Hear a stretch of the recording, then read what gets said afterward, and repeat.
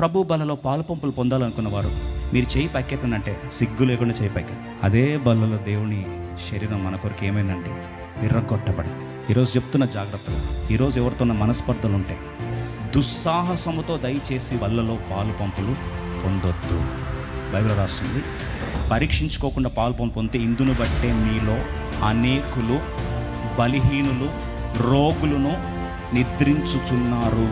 ఒక కారణము సమకూర్పు రాకపోవడానికి, ఇంకా రోగంలో కొనసాగడానికి ప్రధాన కారణం ఏంటంటే క్షమించకుండా బలలో ఒక ఆచారంగా పాలు పంపులు పొందుతుంటే ఈరోజు దేవుని సేవకుని జ్ఞాపకం చేస్తున్నా, బెటర్ డోంట్ టేక్ పార్ట్.